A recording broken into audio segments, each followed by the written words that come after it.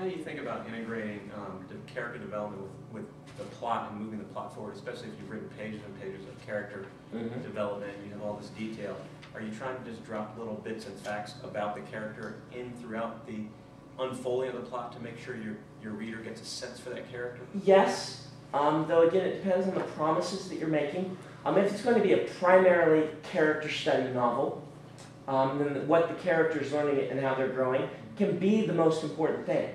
The problem that comes with that is something we call navel gazing, which is the character spending long periods of time just mulling over their problems without any sense of progress.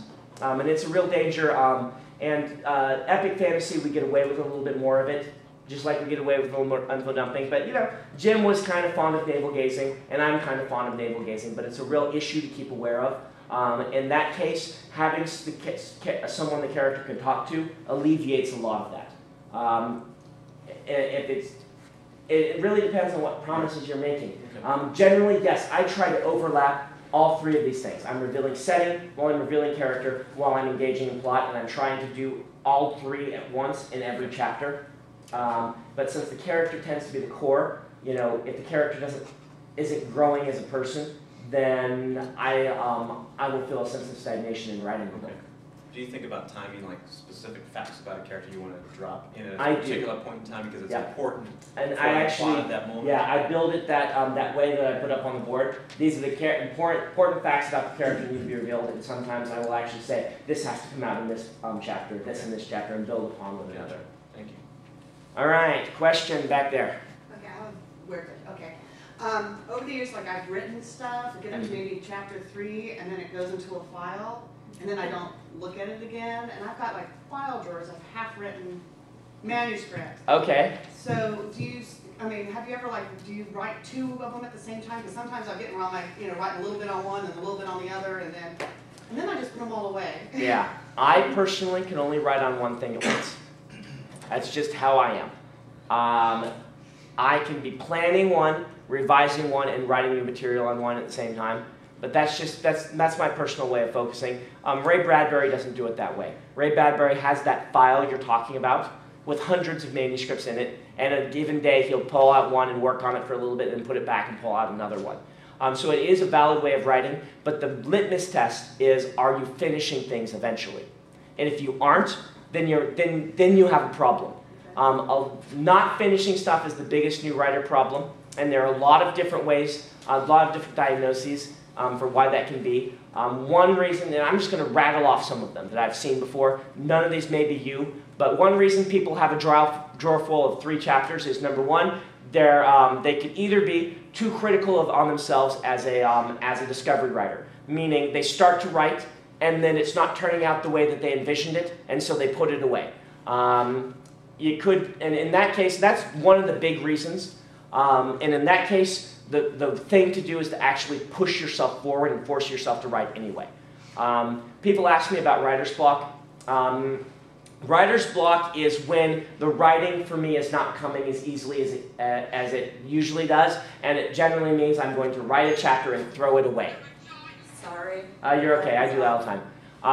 It's when but the pro authors I know, most of them, different ones approach it in different ways. Most of them either force themselves to write onward and then throw it away, or they know some trick that will get them out of their writer's block, and so they take a day off and participate in that, do that trick or whatever it is, and then come back to it. But what I do is I just throw it away, and I write it poorly and toss it. And if I don't write it poorly first, then I can't write it well. So that could be one thing. You could be having the problem that my brother had when he wanted to become a visual artist, that he would start sketching, and he was not very good yet, and he got very frustrated with that, and his drawing was so bad that he put it away and got sad. You could be not putting enough ideas into your stories. You could be trying to write a story based on only one idea, when even a short story needs a couple of really good ones. You could be an outliner naturally who's trying to discovery write, and if you would sit and plot things out so you know what happens next, you would then continue writing. Or you could be a discovery writer who is outlining too much. And so you get bored of the story because it's not fun and there's not enough discovery. There's so many things that could be happening with the new writer who has a dozen first 33 chapters in it. What you need to do is just finish it. You need to sit down and whatever it requires you to do to finish one of those stories. Poorly at first, and then tell yourself you can rewrite it. Whatever mental gymnastics you have to go through. Oh, I'm going to... Is that... Sorry. Oh, okay. Oh, it's you. What time is it, by the way? 106. 106, okay. I'm going to end at 1:15 instead of 1:30. So it could be, it could be that one. But just sit down and write. Force yourself to do it. And try some of these different tools. Try different things. Try some outlines. Try some discovery writing. Try spending a little bit more time thinking through all of your character conflicts. Were you here yesterday? No, I was not able to. Okay. But they're just try a bunch of things. Until you can finish something, you will always be an aspiring writer and not a writer. And most of, you're just going to have to do it. And it can be hard sometimes. But figure out what makes you finish and then do it. All right? I can't really tell you more than that without knowing, without sitting down and interviewing you for an hour to figure out what it is. So I have a character who has, the main character actually has a bit of a past, and it affects her, her entire arc throughout the story. Mm-hmm. And I'm just wondering, I've been told that I should better hint at it in sort of the beginning. Yeah, that's a good idea. Come up with 3 ways you can hint at her past. Put them in chapter 2, 6, and 9. I'm saying that kind of facetiously, but I want you to actually sit down and brainstorm ways you can hint about her past without actually coming out and saying it. There are a couple different methods you could use. You could have her start to think about it and have it give her pain so that she, then cringes and doesn't continue. You could have someone talk about it and have her snap at them. You could have her see something that reminds her of her past. You could have her remember an adage that someone she used to know talked about. You can do all of these things, but start dropping those in. It's a very good idea.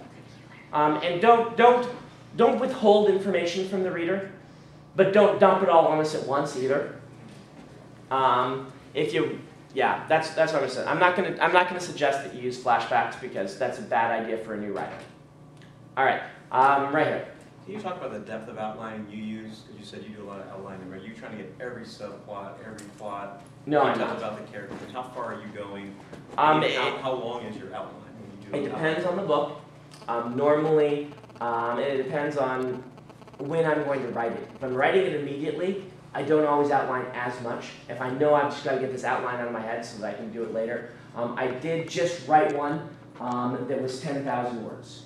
That was one that I wrote out the outline because I'm not going to be able to write the book because it's just been itching at me because I'm too busy with the Wheel of Time. So I wrote a 10,000 word outline. That's for about a 100,000 word book. But that's extensive. What's more typical? More typical probably be about half that, just for the outline. The Mistborn trilogy outline was 35,000 words. That was for 3 books. That was for 3 books. But that also included world building and character. Oh, okay. And it may have gotten longer as I went, but when I finished it before I started writing, that's what it was, if that makes sense. Yeah. So that was, the Way of Kings outline is around 200,000 words. It's a 10-book series. And most of that's world building. There is a lot of plotting in there. But it's going to vary for the books. My Alcatraz outlines are going to be about 1 page because I pre-write most of those. And so, it depends on the book. Most of it, though, is formed if you're looking at the actual plotting outline, goal with bullet points, and then breaking those into groupings by section. And then the next few chapters I'm working on are much more detailed outline. So like for 5 chapters, and as I finish one, I'm working on the 6th one down or whatever, and I'm progressing through that way. With that much depth, couldn't you end up with a book about the world in a sense? Yes. But when you're writing a 10 book series, that's kind of what happens. Yeah. You don't need to do that for one book or even a 3 book. But if you're planning on doing what I'm doing, I really felt I needed it. I mean, Jim had 3 million words worth of notes by the end of the Wheel of Time. So. And one more follow-on question: what role does mapping play at all? As you think about it? As for me, I set my books in cities and places and I don't have travel logs. So my maps are very, very, very sketchy at first. It's like I draw something here, about this much space, and then I let my map maker, when the actual book comes out, turn it into a map that looks nice. So I don't map extensively. With big series, I will draw out the world. Way of Kings, I drew out the world, so I knew where everything was. But I don't know, how close cities are to one another generally because they're not traveling to them. And then, end of the first book, I'll get it all mapped out by my map maker. Then I have numbers and figures if I need to.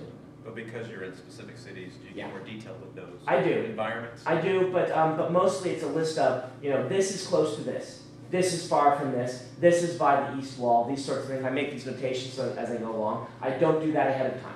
I do that as I'm going because I don't want the map in a book that hasn't yet been published or nothing is set in canon. I don't want a map to restrict my plot. The map should fit the plot, not the other way. Is what I generally feel when I'm first drafting. Okay, thank you. Do you have any advice for a creative writing degree? Yeah, creative writing degree it stalls your parents real well if they're on your backs for doing something. That's what I discovered. Creative writing degrees are useful, but mostly 2 things will happen in them. You will get lots of workshopping, and it will be done by people who hate science fiction and fantasy. If you understand those 2 things, it can be useful. There are lots of things that you can learn from writers who write in literary. They do know stuff. And the teachers can teach you things, but that's going to be a battle. They're going to try and convince you. They'll work very hard to convince you that science fiction and fantasy should not be read or written by anybody. And college programs do that. But if you want to teach, then an MFA can be very helpful to you. I applied to 13 MFA programs with Elantris before it got published, but the same book, and was rejected from all of them. All right? I did not get into an MFA program. MFA is a terminal degree for writers. It's an art degree which allows you to teach creative writing at a university. That's how they look at it. I ended up getting a master's degree with an emphasis in creative writing instead, which is an inferior degree to an MFA for a writer. To teach, I would have then had to go on and get a PhD in creative writing. Okay, time's up. But let me just say, Paul's going to say, let me just say, it can be very useful, it can help you, but it is not necessary to become a writer. And in fact, most authors' advice is if you want to be a writer, get a degree in something you're passionate about, and then write about the thing you're passionate about, and take some creative writing classes on the way. But the most useful thing about it, and I'll just end with this, is most useful thing about the MFA for me was it was really easy to get because I was already writing. And so my homework was just to do what I was already doing. So it was actually really a breeze to get the degree for me. I shouldn't mention that, but it really was. It taught me some things, but mostly it was just them giving me a degree for doing what I was already doing. Paul, what were you going to say? I was going to say, if something comes in and someone mentions that they have an MFA, it doesn't really affect my consideration. That's what I heard. That's what I heard. So anyway, thank you guys very much.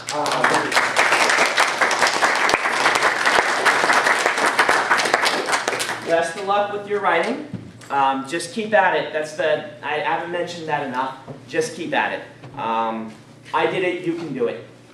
If you've got books you want me to sign, I can sign them. Otherwise, I'm going to go, oh, there are books, okay.